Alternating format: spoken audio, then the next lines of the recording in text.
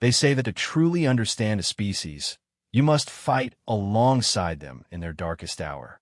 I learned this truth the hard way, bleeding purple onto cold metal floors while humans drag me to safety, their own crimson mixing with mine.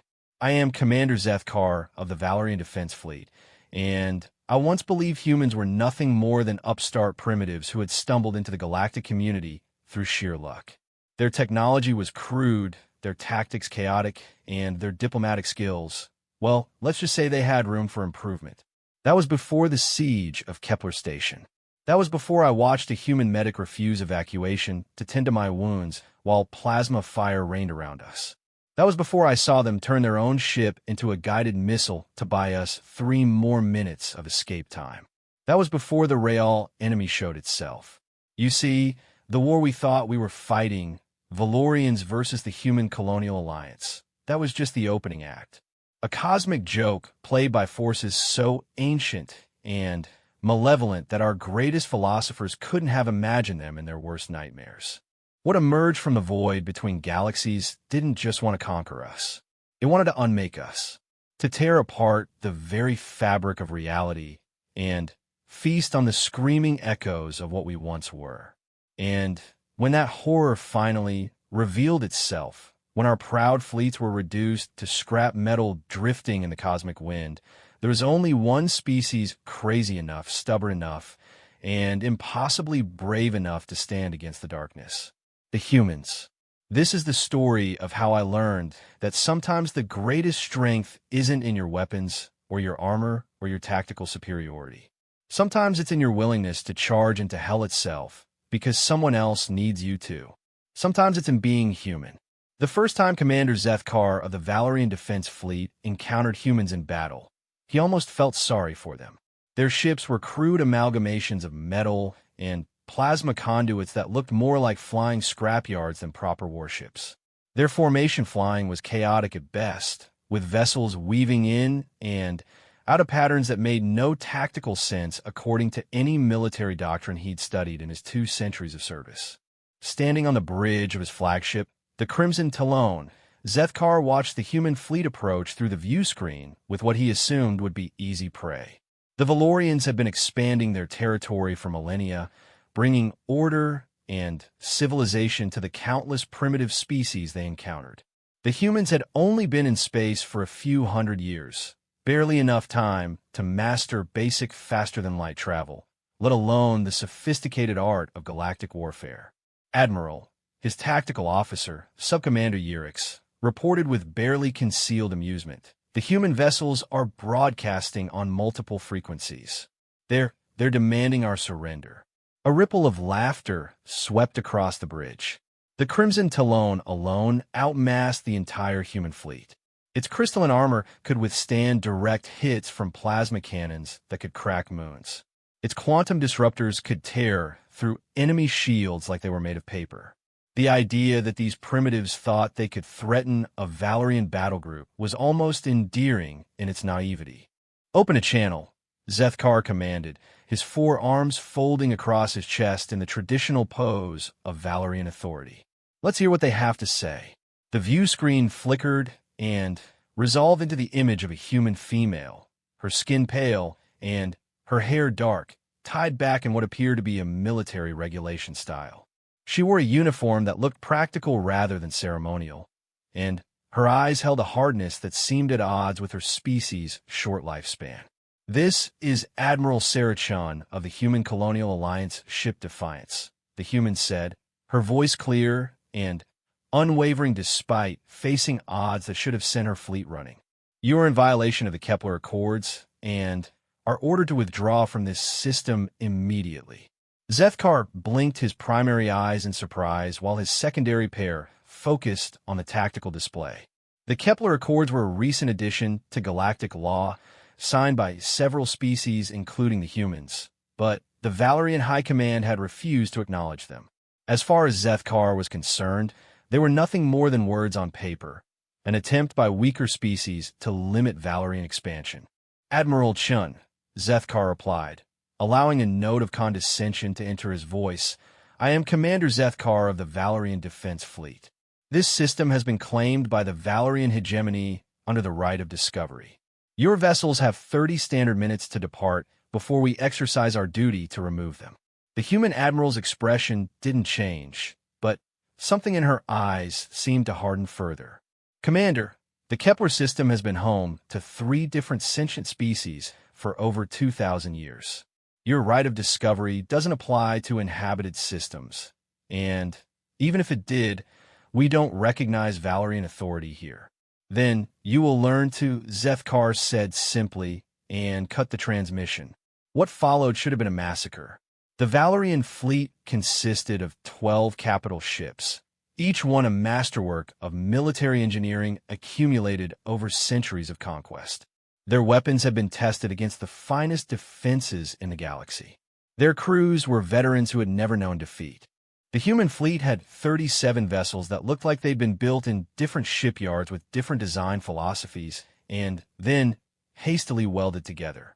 Half of them appeared to be converted civilian ships with weapon mounts bolted onto their hulls wherever there was room. The battle began at maximum range, with the Valorians opening fire with their precision plasma batteries. The beams lanced out across the void, each one targeted with mechanical precision at the human vessel's most vulnerable points. Zethkar expected to see explosions, debris, and the quick collapse of human resistance. Instead, the human ships scattered in all directions like a school of fish avoiding a predator. But unlike fish, they scattered with purpose. Within seconds, the neat human formation had transformed into a 3-dimensional maze of vessels moving in patterns that seemed random, but somehow avoided the worst of the Valerian fire. Tactical, what are they doing? Zethkar demanded as he watched human ships weave between plasma beams that should have been impossible to dodge. I'm not certain, Commander, Yurix replied, his usual confidence shaken. Their movement patterns don't match any known combat doctrine. They're using micro-jumps with their faster-than-light drives, but the calculations required to avoid collision should be impossible to make in real time. As if to prove his point, a human frigate materialized less than 100 meters from the Crimson Talon's port weapons array, close enough that its hull plates were visible on the view screen. Before anyone on the Valerian bridge could react, the frigate unleashed a barrage of kinetic projectiles, simple chunks of metal accelerated to significant fractions of light speed, directly into the Talon's weapon ports. The damage was minimal by Valerian standards, but the audacity was breathtaking. The frigate vanished in another micro-jump before the Talon's defensive systems could target it. They're using their ships like individual fighters, Zethkar realized with growing unease. Each vessel is operating independently. This shouldn't have been possible. Coordination on that level required either a level of technology the humans clearly didn't possess or individual pilot skills that were simply beyond what most species could achieve. Fleet actions were won through disciplined formations and coordinated fire, not through wild improvisation. But the humans weren't following the rules of civilized warfare. They were writing their own. The Defiance, Admiral Chin's flagship, suddenly appeared directly above the Valerian formation, having jumped over their line of battle entirely. As the Valerian ships tried to turn their weapons upward, a maneuver their designs hadn't prioritized, the Defiance released what appeared to be hundreds of small objects. Boarding pods, Yurix suggested, but his voice held uncertainty. The objects spread out in all directions, each one following a different trajectory toward the Valerian ships. As they moved, they began to accelerate beyond what any boarding pod should have been capable of, and Zethkar realized with horror what he was seeing. Kinetic kill vehicles, he breathed. They're using suicide drones. But these weren't mindless machines. As the Valerian point defense systems came online and began filling space with defensive fire, the small craft began evasive maneuvers that seemed to anticipate where the defensive weapons would aim. Half of them were destroyed in the first few seconds, but the others continued their approach, weaving through fire that should have been impossible to survive. When they struck, the results were devastating. Each drone hit with the force of a small meteor, punching through armor that had been designed to withstand energy weapons. The Crimson Talon shuddered as 3 of them found their mark, and damage reports began flooding in from across the fleet. But what disturbed Zethkar most wasn't the damage. It was what happened next. As his crew worked to repair the hull breaches, his sensors detected something impossible. The kinetic kill vehicles hadn't been drones at all. They had been manned. Humans had flown suicide missions against his fleet. Dozens of them had willingly died to damage ships that could have been replaced. "Commander," his communications officer reported, her voice tight with confusion, "we're receiving a transmission from one of the human vessels. It's an offer of medical assistance for our wounded." Zethkar stared at the communications station in disbelief. "They want to help our wounded? They're the ones who wounded them." "Sir, the message specifies that they have medical ships standing by to treat both human and Valerian casualties. They're offering safe passage for medical evacuation." This was beyond Zethkar's understanding. The humans had just executed what amounted to kamikaze attacks against his fleet, and now they wanted to provide medical aid to his people. What kind of species fought like berserkers one moment and offered mercy the next? The battle continued for another 6 hours, and with each passing minute, Zethkar's certainty crumbled further. The humans didn't fight like any enemy he'd ever encountered. They were reckless to the point of madness, but their recklessness was paired with tactical innovation that turned every engagement into something unpredictable. When a Valerian cruiser's engines were disabled by human torpedo fire, human ships moved to protect it from further attack, while simultaneously offering technical assistance to restore its mobility. When a human destroyer found itself surrounded by Valerian fighters, instead of attempting to escape, it transmitted its location to every ship in the system and requested that both sides avoid the area, because it was carrying medical supplies destined for a refugee colony. The Valorians, bound by their own codes of honor, couldn't bring themselves to fire on a medical vessel. The humans had somehow turned their mercy into a tactical advantage without even trying. By the time the battle ended in what could charitably be called a draw, Zethkar had lost 3 ships and nearly a quarter of his personnel. The humans had lost twice as many vessels, but somehow their remaining ships seemed more dangerous than when the battle had begun. As the 2 fleets settled into an uneasy ceasefire to collect their wounded and debris, Zethkar found himself staring at the tactical display with new eyes. Every assumption he'd held about human capabilities had been proven wrong. They weren't the primitive upstarts he'd expected. They were something else entirely. "Commander," Yurix reported quietly, "Admiral Chun is requesting a private communication." Zethkar nodded slowly. "Put her through." Admiral Chen's face appeared on his personal screen, and Zethkar was surprised to see exhaustion in her features. She looked older than she had at the beginning of the battle, aged by the weight of command and the loss of her people. "Commander Zethkar," she said formally, "I want to propose a temporary truce. We have wounded who need immediate medical attention, and I suspect you do as well." "You fought well, Admiral," Zethkar admitted, the words feeling strange in his mouth. "Your tactics were unconventional." A ghost of a smile crossed Chen's face. "That's what happens when you're outgunned and outclassed. You get creative or you die." Her expression grew serious again. "But this isn't about the battle anymore. There are bigger concerns in this sector." "What do you mean?" Chen was quiet for a moment, as if deciding how much to reveal. "We've been tracking unusual sensor readings from the outer system. Something big is moving out there, but it doesn't match any known ship signatures. Not Valerian, not human, not any of the other species we have contact with." Zethkar felt a chill run down his spine.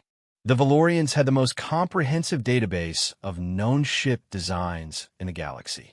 If their sensors couldn't identify something, that was cause for serious concern. "You're suggesting we cooperate?" he asked. "I'm suggesting that whatever's out there might be a problem for both of us," Chen replied. "Our medical ships are already treating casualties for both fleets. Maybe it's time to consider that we might have common interests."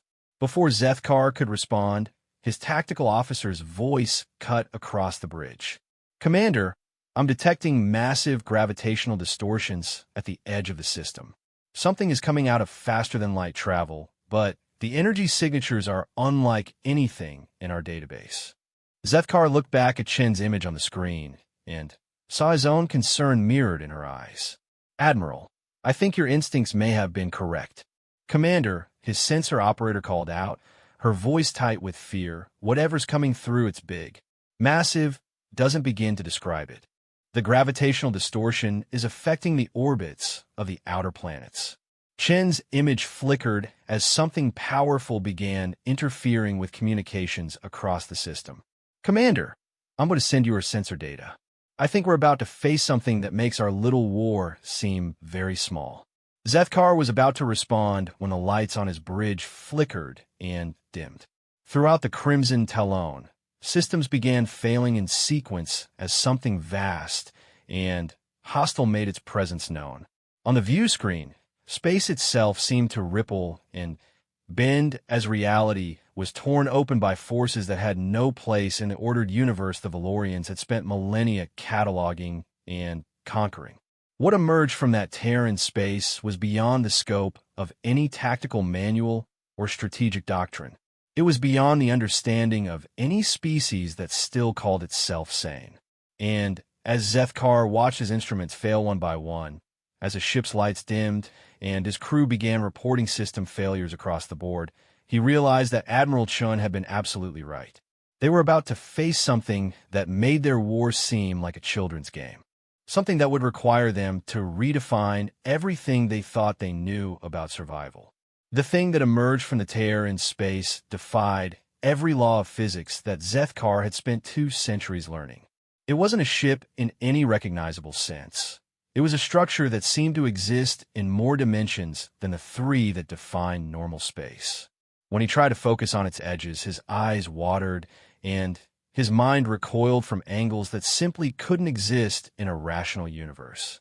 "Tactical report," he ordered, but his voice came out as barely more than a whisper. Subcommander Yerix was staring at his instruments with the expression of someone watching his reality crumble. "Sir, our sensors can't get a coherent reading. The object appears to be simultaneously 1 kilometer long and stretching across half the system. Our targeting computers are reporting targeting solutions for something that's both directly ahead of us and somehow behind us at the same time." Across the system, human and Valerian ships alike were drifting dead in space as their systems failed in cascading waves. The entity's mere presence seemed to interfere with the fundamental forces that held their technology together. Plasma conduits crystallized and shattered. Computer cores overloaded as they tried to process data that violated basic logic. Life support systems flickered between operational and failure states as if reality itself couldn't decide which was correct. Admiral Chen's face appeared on Zethkar's emergency communication channel, the image distorted by interference that created patterns his brain refused to interpret. "Commander, we need to coordinate our response. This thing is affecting both our fleets equally." Response. Zethkar looked around his bridge, where half his crew was unconscious and the other half was struggling with controls that no longer obeyed consistent rules. "Admiral, our weapon systems are reporting that they're simultaneously fully charged and completely depleted. Our engines are running at maximum power while remaining completely offline. How do we fight something that breaks the laws of physics just by existing?" Before Chun could answer, the entity began to move, or perhaps space itself began to move around it. The sensation was indescribable, like watching a 3-dimensional shadow of something vast moving through dimensions that human and Valerian minds simply weren't equipped to perceive. As it moved, it spoke. The voice came from everywhere and nowhere, transmitted through methods that had nothing to do with radio waves or sound. It spoke directly into their minds, bypassing their ears entirely, and carving its words into their consciousness like a sculptor working with living stone. "You wage your small wars in my garden," ***, the voice said, and each word felt like ice forming in Zethkar's veins. "You burn and bleed and die for territories that exist only because I allow them to exist. How amusing. Asterisk, asterisk, it's talking to us. Chin's voice came through the channel, tight with fear and determination. Whatever this is, it's intelligent. Intelligence is relative, child of Earth. Asterisk, asterisk, the entity responded, apparently hearing their conversation across all channels simultaneously. You are bacteria discussing philosophy while swimming in an ocean that could swallow your entire galaxy without noticing. Zethkar watched his tactical display as the entity's presence began to affect the fundamental structure of space around them. Stars in the background were shifting position, not because they were moving, but because the geometry of space itself was being rewritten. Distance and direction became fluid concepts as the entity imposed its own alien logic on reality. Admiral, Zethkar said, his training finally overcoming his terror, we need to evacuate our people. Whatever this thing is, our ships weren't designed to operate in whatever it's turning space into. But evacuation was becoming impossible. The entity's influence was growing stronger by the moment, and with it came effects that no amount of military training could prepare them for. Zethkar watched in horror as one of his destroyers simply ceased to exist for several seconds before reappearing in a completely different location, its crew reporting that no time had passed from their perspective. Your confusion is understandable. Asterisk, asterisk, the entity continued, its voice now carrying overtones of what might have been amusement, if amusement could exist in something so vast and alien. You exist in so few dimensions, like paintings trying to understand sculpture. Asterisk, asterisk. We need to work together, Chin said, her command authority cutting through the supernatural dread that was settling over both fleets. Human ships, form up on the Valerian positions. Valerian vessels, accept our escort formations. Whatever this thing wants, we're stronger if we face it together. It should have been impossible. Humans and Valorians had been enemies less than an hour ago. Their ship systems were incompatible, their tactical doctrines were completely different, and their crews had been trying to kill each other since the battle began. But fear had a way of cutting through politics and prejudice. As the entity's influence continued to spread, human and Valerian crews found themselves working side by side, sharing technical knowledge and resources in ways that military protocol had never envisioned. Zethkar watched on his view screen as a human engineering team transported over to one of his damaged cruisers, not as conquerors or prisoners, but as allies trying to keep their shared reality from falling apart. The human engineers worked alongside his crew with desperate efficiency, jury-rigging solutions that combined human innovation with Valerian precision. Commander, his communications officer reported, the human ship Courage is requesting permission to dock with our port bay. They say they have medical supplies and personnel for our wounded. Under normal circumstances, allowing enemy personnel aboard his flagship would have been treason. But nothing about their situation was normal. Grant permission, Zethkar ordered, and prepare our own medical teams to assist their wounded. As human medical teams rushed through his ship's corridors, working to treat Valerian and human casualties alike, Zethkar began to understand something that military academies had never taught him. In the face of something truly alien, the differences between species became irrelevant. Human blood and Valerian ichor might be different colors, but they both flowed from bodies that could feel pain and fear and hope. The entity seemed to find their cooperation fascinating. Interesting, asterisk, asterisk, it observed, its voice now coming from multiple directions as if it were examining them from angles that existed outside normal space. When faced with true otherness, you abandon your tribal conflicts and unite. Perhaps there is more to your species than I initially calculated. Asterisk, asterisk. What do you want? Chen's voice cut across the communications channel, addressing the entity directly with a boldness that made Zethkar's secondary heart skip beats. The response came with a sensation like reality hiccuping around them. For a brief moment, every human and Valerian in the system experienced something beyond their normal existence. They felt the universe from the entity's perspective, vast beyond comprehension, ancient beyond measurement, and utterly, terrifyingly alone. I want what I have always wanted, asterisk asterisk, the entity replied, and for the first time its voice carried something that might have been emotion, a loneliness so profound that it made their own fears seem trivial. I want to not be alone. The revelation hit Zethkar like a physical blow. This cosmic horror, this entity that could rewrite the laws of physics with its thoughts, was lonely. It had been wandering between galaxies for eons, encountering life forms so primitive that they couldn't even perceive its existence, let alone communicate with it. "You're killing us," Chin pointed out with typical human directness. "Our ships are failing just for being near you.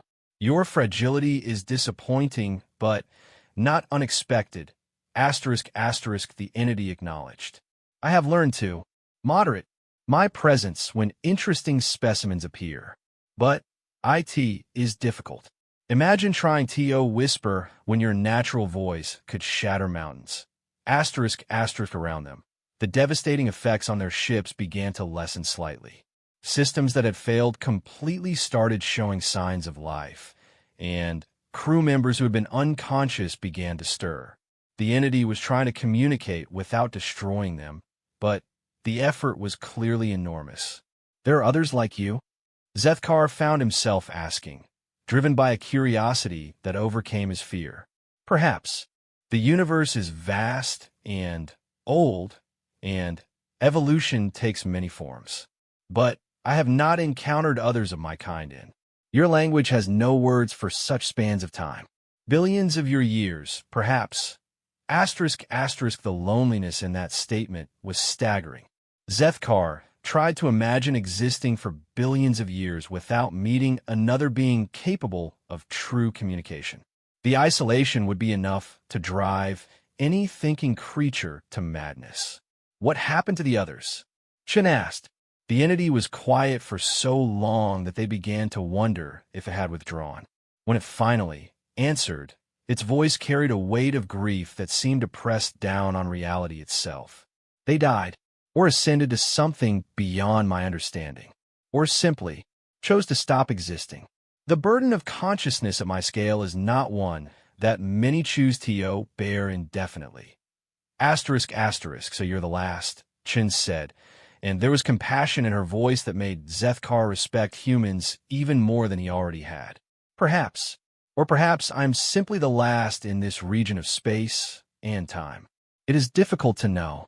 When one exists across multiple dimensions, the concept of location becomes fluid." Asterisk asterisk, Zethkar watched his tactical display as human and Valerian ships continued to work together, sharing resources and expertise in ways that should have taken years of diplomatic negotiation to arrange. Crisis had a way of revealing what really mattered, and what mattered was survival, not just of individual species, but of the concept of intelligent life itself. "Entity," he said formally, using his command voice even though he was addressing something that could unmake his entire fleet with a thought. "We are not advanced enough to provide you with the companionship you seek. But perhaps we could learn to be." The response came with another reality-shifting sensation, as if the entity were turning its attention fully on him for the first time. "Explain. Asterisk asterisk. Our species fight each other because we are young and afraid and don't understand how vast the universe really is," Zethkar continued, the words coming from some part of himself he hadn't known existed. "But in the last few hours, we have learned to work together when faced with something greater than ourselves. Perhaps that is a beginning. You would study, learn, grow beyond your current limitations. Asterisk asterisk, if you would teach us," Chin added, her voice joining his across the communication channel. "We're already learning from each other.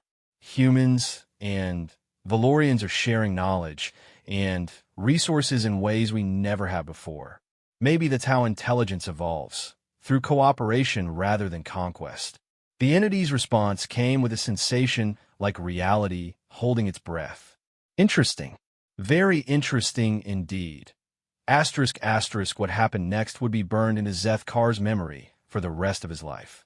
The entity began to change, its impossible geometry shifting and flowing like liquid mathematics. The tear in space through which it had emerged began to close, but instead of departing, the entity was somehow diminishing itself, compacting its vast consciousness into something that could exist in their universe without destroying everything around it. The process was clearly agonizing. Reality rippled and distorted around them as something that existed in dimensions beyond counting forced itself into the limited confines of three-dimensional space.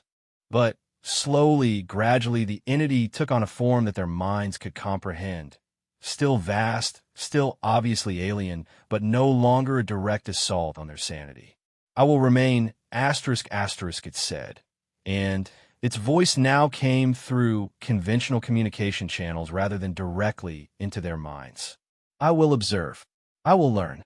And perhaps I will teach. Asterisk asterisk, what do we call you?" Chen asked. The entity was quiet for a moment, as if the concept of a name was something it hadn't considered in eons. "I have not had a name for longer than your species have existed. Call me teacher. Yes, that will suffice." Asterisk asterisk as the immediate crisis passed, and their ship's systems gradually returned to normal operation. Zethkar found himself looking at the tactical display with completely new eyes. Human and Valerian vessels were still working together, their crews still sharing resources and expertise. The war they had been fighting seemed not just pointless now, but actively harmful to their potential as species. "Admiral Chun," he said formally, "I believe we need to discuss terms for a permanent ceasefire."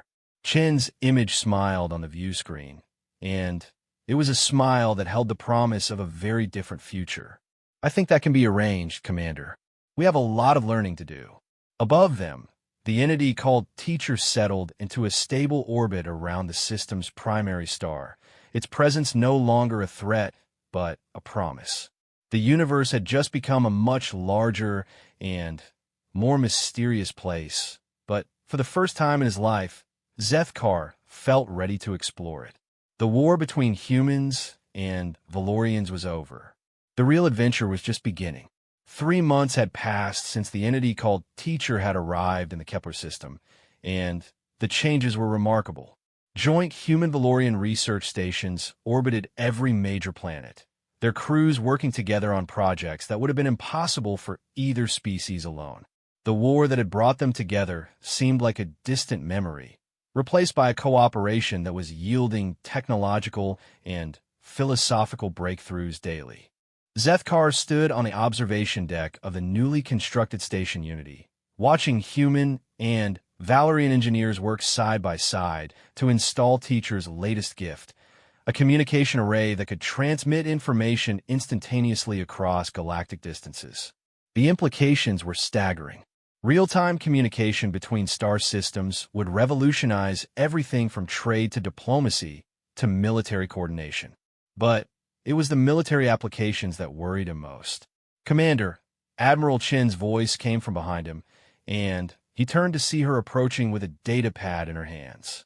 Over the past months, they had become close collaborators and, surprisingly, genuine friends. "We need to talk." The expression on her face made his secondary hearts skip a beat. "What's wrong?" Chen activated a holographic display that showed a star chart of their local galaxy region. Red markers indicated systems that had gone silent in the past week. There were 17 of them, scattered across a region of space nearly 1,000 light-years in diameter. "Our new communication array has been picking up distress signals from beyond our normal range," Chen explained, her voice tight with concern. "What we found is disturbing." She manipulated the display, and suddenly they were looking at actual footage transmitted from one of the silent systems. Zethkar felt his stomach clench as he watched a Valerian colony ship drift lifeless through space, its hull intact, but every light dark, every engine cold. "The ship shows no signs of battle damage," Chun continued. "No hull breaches, no weapons impacts, no evidence of any kind of external attack. But there's no life aboard, not even bacteria." The footage shifted to show the interior of the ship, transmitted by automated maintenance drones. Empty corridors stretched away into darkness, but there was something wrong with the shadows. They seemed to move independently of the drone's light source, reaching and grasping as if they were alive. We've detected similar conditions in all 17 systems, Chen said grimly. Ships, stations, entire planets, all completely devoid of life, but showing no signs of conventional warfare. Whatever did this, it doesn't destroy things. It just empties them. Zethkar studied the display with growing unease. Have you shown this to teacher? That's the problem, Chen replied. Teacher won't discuss it. Every time we bring up the silent systems, it changes the subject or claims it needs more data. But its behavior has changed, Commander. It's becoming agitated, restless. Sometimes it flickers, as if summoned by their conversation. Teacher's presence filled the observation lounge. The entity had learned to manifest in a more stable form over the past months, appearing as a shifting geometric pattern that somehow conveyed intelligence and personality without resembling anything from human or Valerian experience. Commander Zitka, Admiral Chun, teacher's voice now came through the station's communication system rather than directly into their minds, another concession to their psychological comfort. I sense your distress. What troubles you? The silent systems, Chen said directly. We've shown you the data 17 times, and you keep avoiding the subject. We need to know what we're dealing with. The geometric pattern that was teacher's visible form began to shift more rapidly, its edges blurring as if it were having difficulty maintaining coherence. The data is inconclusive. More observation is required. Teacher, Zethkar said gently. We've worked together for months. We've shared our knowledge, our fears, our hopes for the future. If there's something out there that can do this to entire systems, we need to know. We need to prepare. For a long moment, teacher was silent. Then, slowly, its form began to stabilize again. And when it spoke, there was something in its voice that neither human nor Valerian had ever heard before. Fear. Very well, but understand that some knowledge carries a price. Once you know what stalks the void between galaxies, you can never return to the innocence of ignorance. Chun and Zethkar exchanged glances. We understand, Chun said firmly. Tell us. Teacher's form shifted again, and suddenly the observation lounge was filled with a three-dimensional star map that showed not just their local galaxy, but several neighboring ones. Patterns of darkness moved between them, areas where stars simply weren't. I am not the only ancient entity that wanders the cosmos. Teacher began, its voice heavy with eons of sorrow. There are others. Some, like myself, preserve life and seek companionship. But others have chosen a different path. The star map zoomed in on one of the dark areas, and they could see that it wasn't empty space. It was space where stars had been drained of their light, where planets hung cold and lifeless, where entire solar systems have been reduced to hollow shells. They call themselves the Devourers, though they consume nothing in the way you would understand. They feed on consciousness itself, on the spark of awareness that separates thinking beings from mere matter. Zethkar felt a chill that had nothing to do with the station's temperature. They eat minds, not eat, absorb, consume. They take the essence of what makes a being sentient and add it to their own consciousness. They have been doing this for billions of years, growing ever stronger, ever hungrier. The implications were staggering. How many of them are there? Once, there were thousands of entities like myself. Now, there are perhaps a dozen. The rest have either been consumed by the Devourers or have chosen to join them rather than remain forever alone. And one of them is coming here, Chin said, not really asking question. 3 of them. They follow my trail, drawn by the consciousness I have helped to flourish in this system. They consider me a gardener who has prepared a feast for them. The observation lounge fell silent, except for the hum of life support systems. Zethkar, try to process what they had just learned. Entities powerful enough to drain the consciousness from entire star systems were coming to their galaxy, and there were 3 of them. How long do we have? He asked.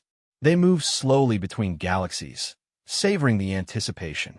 Perhaps a year, perhaps less. Asterisk, asterisk, can we fight them? Chen asked. Teacher's response came with a sound like cosmic laughter, but there was no humor in it. Fight them? Admiral, they have consumed the consciousness of trillions of beings over millions of years. Each absorbed mind makes them stronger, more intelligent, more capable. They are what civilizations become when they choose conquest over cooperation, consumption over creation. Asterisk, asterisk, so we run, Zethkar said grimly. Evacuate everyone we can and flee to another galaxy, where they will eventually find you again. The Devourers are patient. They have eternity to hunt. Asterisk, asterisk, Chen stood up abruptly and began pacing, her human restlessness a stark contrast to Valerian stillness. There has to be something we can do. You said some entities like you have fought them before. How? By becoming like them. By abandoning everything that makes existence worthwhile. Asterisk, asterisk, what do you mean? Teacher's form flickered, and for a moment it seemed to be struggling with some internal conflict. There is a way to match their power, but IT requires voluntary consciousness transfer on a massive scale. Millions of beings would need to willingly merge their minds with mine, creating a collective entity powerful enough to stand against the Devourers. Asterisk, asterisk, the silence that followed was deafening. What Teacher was describing was essentially species-wide suicide, the voluntary extinction of human and Valerian individuality in favor of becoming part of something larger. Would we still be ourselves? Chen asked quietly. In a sense, your memories, your personalities, your unique perspectives would all be preserved. But you would no longer be separate beings. You would be facets of a larger consciousness, able to communicate instantly, to share all knowledge and experience, but never again to be alone. Asterisk, asterisk, Zethkar found himself thinking about the past months, about how humans and Valorians had learned to work together despite their differences. They had already begun to transcend the barriers between their species. Perhaps what Teacher was describing was simply the next step in that evolution. But the thought of losing his individual identity, of becoming part of a collective mind, terrified him in ways that facing the Devourers did not. Is there no other way? He asked. I have searched for alternatives for eons. There are none. The Devourers cannot be reasoned with, cannot be bargained with, cannot be defeated by conventional means. They are what evolution becomes when it turns inward and consumes itself. Asterisk, asterisk, Chen stopped pacing and looked directly at Teacher's manifested form. If we agree to this, if we undergo this consciousness transfer, what happens to humanity and the Valorians as species? They evolve. They become something more than they were. But they also cease to be what they were. Asterisk, asterisk, and if we refuse, then, in less than a year, both species will exist only as absorbed components of the Devourer's consciousness. Aware but powerless, experiencing an eternity of servitude to entities that view suffering as entertainment. Asterisk, asterisk, the choice they faced was impossible. Voluntary transformation into something beyond individual humanity and Valerian identity, or involuntary consumption by cosmic horrors that would preserve their consciousness only to torture it for eternity. We need to discuss this with our people, Chen said finally. Both species need to understand what we're facing and what the options are. Time is limited, asterisk, asterisk, Teacher warned. The consciousness transfer process requires extensive preparation. If you or TO attempt it, the decision must be made within weeks, not months. Asterisk, asterisk, then, we'd better start talking, Zethkar said grimly. Over the following days, the truth about the Devourers spread throughout the joint human-Valorian community in the Kepler system. The reaction was everything from denial to panic to strange acceptance. Some people viewed the consciousness transfer as an evolution, a chance to become something greater than their individual species. Others saw it as a form of death, the end of everything that made them who they were.